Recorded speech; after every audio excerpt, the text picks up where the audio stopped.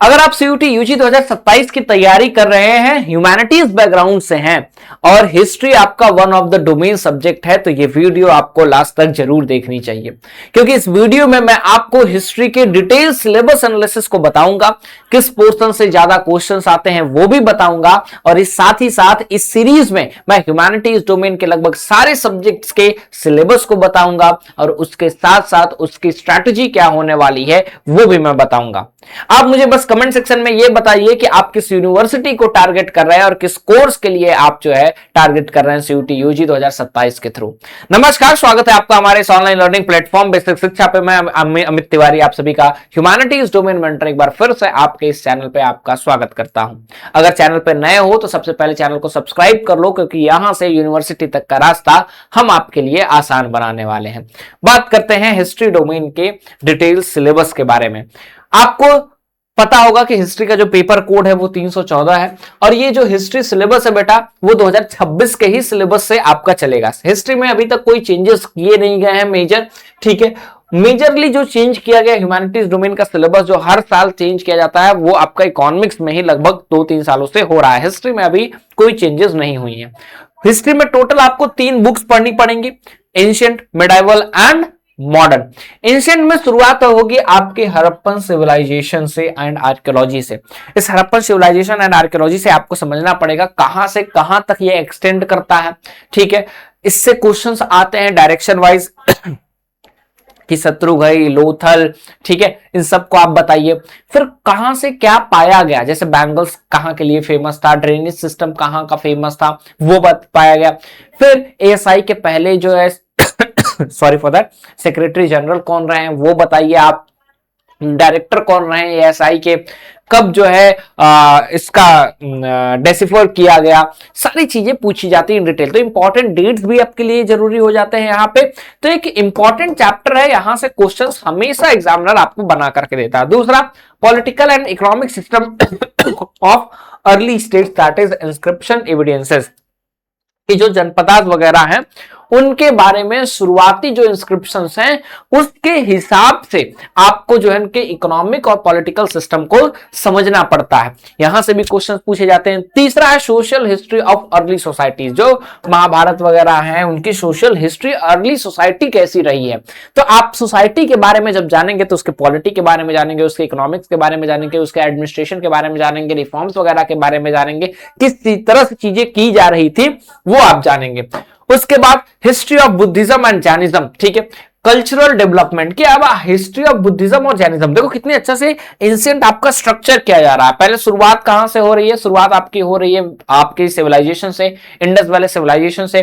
फिर आप जो है जनपदार्थ की तरफ जा रहे हैं, फिर आप जो है वैदिक एज की तरफ जा रहे हैं, और उसके बाद जो है आप जो है बुद्धिज्म और जैनिज्म रिवाइवल, बुद्धिज्म और जैनिज्म जो अगेंस्ट हिंदुइज्म के खिलाफ भी खड़ा होता है, उसके ट्रेडिशंस के खिलाफ बेसिकली खड़ा होता है, और फिर वहां से रिवाइवल हिंदुइज्म का कैसे होता है, क्या सारी चीजें रहती हैं, वहां तक हम लोग देखते हैं। फिर हम आते हैं मेडाइवल हिस्ट्री में। मेडाइवल हिस्ट्री में हम लोग ट्रैवलर्स अकाउंट जो हैं, अलग अलग ट्रैवलर्स हैं उनके अकाउंट्स को पढ़ते हैं कि उनके हिसाब से, चाहे वो मार्को पोलो हो, ठीक है, बर्नियर हो, उनके हिसाब से इंडिया क्या था, ठीक है, इबन बटूटा हो, उनके हिसाब से इंडियन सोसाइटी क्या था। अब यहां से क्वेश्चन आता है कौन किस समय आया और किसने क्या बुक लिखा, ठीक है, वो तो एकदम क्लियर कट एकदम आंसर आपका रहता है, क्वेश्चन जो पूछा ही जाता है। उसके बाद रिलीजियस हिस्ट्री में भक्ति सूफी ट्रेडिशंस के बारे में, जो रिवाइवल वैदिक एज का करते हैं यहाँ पे, जो बुद्धिज्म मैंने आपको ऊपर में पढ़ाया उसका रिवाइवल यहाँ पे कैसे होता है, भक्ति सूफी ट्रेडिशंस, जिसमें अक्सर मैंने आपको बताया कि मीरा किस ट्रेडिशन से आते हैं, ठीक है। उसके बाद कबीर किस ट्रेडिशन से आते हैं। मैं अक्सर आपको क्लास में बताता हूं कि ऐसी लागी लगन मीरा हो गई मगन, वो तो गली गली हरि गुण गाने लगी। तो सदगुण निर्गुण क्या है, सारी चीजें आपको यहाँ पे पूछा जाता है। देन आपका 7th चैप्टर जो है वो है विजयनगर एम्पायर के बारे में, उसके पॉलिटिक्स, उसकी इकोनॉमी, उसके आर्किटेक्ट के बारे में आपको पता करना पड़ेगा कि क्या उसने एक्स्ट्रा बनाया, क्या नहीं बनाया, कितना अच्छा उसका आर्किटेक्चर सिस्टम था, वो सारी चीजें बतानी होगी कि तुंगभद्र रिवर के पास इस जो है विजयनगर सॉरी फॉर दैट आपका स्टैब्लिश होता है, ठीक है, हरिहर बुक्का के द्वारा। ये सारी आपको चीजें बताई जाएंगी।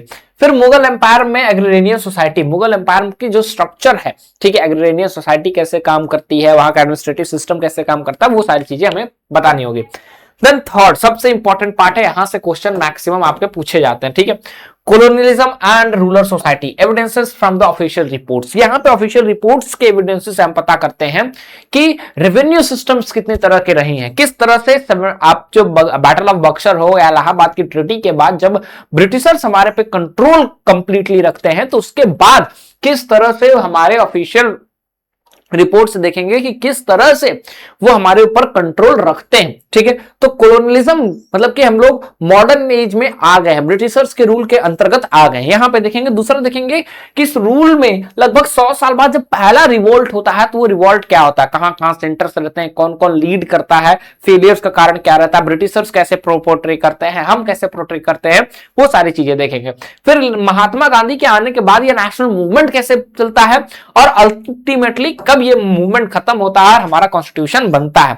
अब कॉन्स्टिट्यूशन में किसने क्या कहा, ठीक है, वो इंपॉर्टेंट हो जाता है। उसके बाद यहां पे महात्मा गांधी नेशनल मूवमेंट में महात्मा गांधी कब आए, कहां उन्होंने पहली स्पीच दी, ये सारी चीजें आपको समझनी पड़ती हैं, उसको आपको देखना पड़ेगा। इसके लिए आपको क्या करना पड़ेगा, आपको डेली क्लास करनी पड़ेगी। और सबसे बेस्ट तरीका क्या है आपको अपनी तैयारी करने का, सबसे बेस्ट तरीका है कि आप लाइव क्लास करें, क्लास के नोट्स बनाएं, नोट्स के बाद आप हर एक लेक्चर के डीपीपी डेली प्रैक्टिस क्वेश्चंस करें। उसके बाद जो है आप प्रैक्टिस सेट दें, उस चैप्टर से 50 प्रैक्टिस सेट दें। फिर सीबीटी मोड में आप जो है उसका टेस्ट सीरीज दें। उसके बाद जो है जो प्रैक्टिस सेट और टेस्ट आपने दिया उसका वीडियो सॉल्यूशन देखें। फिर क्या ये प्रैक्टिस सेट और टेस्ट सीरीज जो मैंने दिया उसमें मैंने कितना सही किया कितना गलत किया वो देखें। उसके बाद सब्जेक्ट वाइज स्टडी प्लानर आपके पास होना चाहिए जहां पे आप अपने आप को मार्क कर पाए। लाइव डाउट सेशंस होने चाहिए और आपके पास सपोर्ट होना चाहिए कि कोई भी दिक्कत हो तो आप डायरेक्ट रीच आउट करें। स्टडी प्लानर कुछ इस तरह से आपको दिखता है बेटा, ये सारी चीजें आपके पास होनी चाहिए। अगर जरूरत पड़े तो आपके पास बुक भी आपका जो CUET का है वो होना चाहिए। तो वो सारी चीजें आपको कहां मिलेंगी, वो सारी चीजें मिलेंगी हमारे रिसेंट वरदान बैच से। और ये जो हमारा रिसेंट वरदान बैच है वो बेटा वो 10 तारीख से उसकी क्लासेस स्टार्ट हो रही हैं। तो जितनी जल्दी हो सके उतनी जल्दी आप इस नंबर पे कॉल कीजिए और आप हमारे बैच से जुड़ जाइए। जितनी जल्दी हो सके उतनी जल्दी इस नंबर पे कॉल करके हमारे बैच से जुड़िए और अपनी तैयारी को और भी बेहतर कीजिए। मिलेंगे हम लोग अगले वीडियो में जहां पे हम लोग स्ट्रैटेजी और भी PYQ ट्रेंड एनालिसिस के बारे में बात करेंगे। Till then thank you so much. जय हिंद।